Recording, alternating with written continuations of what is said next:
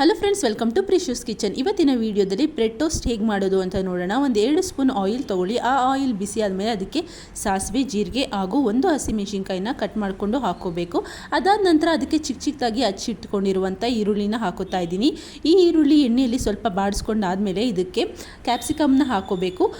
Capsicum bread ಟೋಸ್ಟಲ್ಲಿ ಇಷ್ಟಪಡದೇ ಇರೋರು ಇದನ್ನು skip ಮಾಡ್ಕೋಬೋದು. ಕ್ಯಾಪ್ಸಿಕಮ್ನ ಹಾಕೊಂಡ್ಮೇಲೆ ಇದನ್ನು ಸಹ ಸ್ವಲ್ಪ ಸಾಫ್ಟ್ ಆಗೋವರೆಗೂ ಫ್ರೈ ಮಾಡಿಕೊಂಡು ಇದಕ್ಕೆ ನಾನು ಇವಾಗ ಹುರಿದು ಇಟ್ಕೊಂಡಿರುವಂಥ ಕ್ಯಾರೆಟ್ನ ಹಾಕೋತಾ ಇದ್ದೀನಿ. ಕ್ಯಾರೆಟ್ ಜೊತೆ ಕ್ಯಾಬೇಜ್ನು ಚಿಕ್ಕದಾಗಿ ಕಟ್ ಮಾಡಿಕೊಂಡು ಹಾಕ್ಕೊಂಡ್ರೆ ಬ್ರೆಡ್ ಟೋಸ್ಟ್ಗೆ ಒಂದು ಅಡಿಷ್ನಲ್ ಫ್ಲೇವರ್ ಅನ್ನೋದು ಆ್ಯಡ್ ಆಗಿ ಟೇಸ್ಟ್ ಚೆನ್ನಾಗಿ ಬರುತ್ತೆ. ಬಟ್ ಕ್ಯಾಬೇಜ್ ಇಲ್ದಿದ್ರ ಕಾರಣ ನಾನಿವಾಗ ಓನ್ಲಿ ಕ್ಯಾರೆಟ್ನ ಹಾಕೋತಾ ಇದ್ದೀನಿ. ಇದಕ್ಕೆ ಈಗ ಸ್ವಲ್ಪ ಅರಿಶಿನ, ರುಚಿಗೆ ತಕ್ಕಷ್ಟು ಉಪ್ಪು ಹಾಗೂ ಖಾರದ ಪುಡಿನ ಹಾಕೋತಾ ಇದ್ದೀನಿ.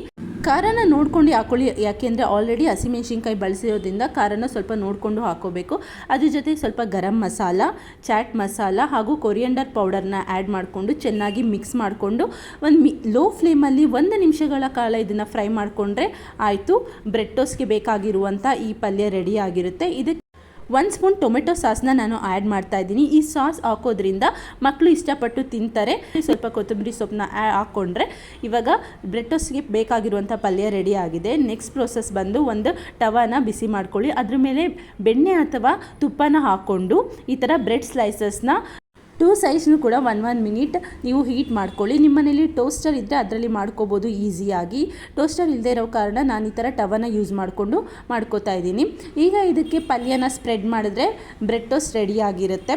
ಸೂಪರ್ ಟೇಸ್ಟಿಯಾದ ಪಲ್ಯ ಜೊತೆ ಬ್ರೆಡ್ ಟೋಸ್ಟ್ ಸಿಂಪಲ್ ಆ್ಯಂಡ್ ಈಸಿಯಾಗಿ ರೆಡಿಯಾಗಿದೆ. ನೀವು ಈ ರೆಸಿಪಿನ ಟ್ರೈ ಮಾಡಿ, ಇಷ್ಟ ಆಗುತ್ತೆ ಅಂತ ಅಂದ್ಕೊತೀನಿ. ಇಷ್ಟ ಆದರೆ ಈ ವಿಡಿಯೋನ ಲೈಕ್ ಮಾಡಿ ಹಾಗೂ ನಿಮ್ಮ ಫ್ಯಾಮಿಲಿ ಅಥವಾ ಫ್ರೆಂಡ್ಸ್ಗೆ ಶೇರ್ ಮಾಡಿ.